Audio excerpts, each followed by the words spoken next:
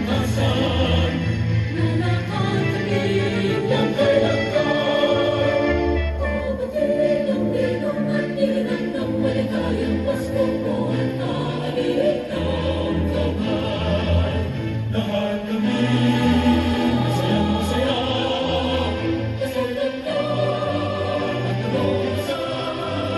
Hindi namin ipunta ng masarap na puntod, sumabagot tulog kami ng maiging. Iniisip ang pagkatol na bilang ng tatlong hari natin sa Pilipinas ay Pasko pa rin. Maaga kami kinabukasan.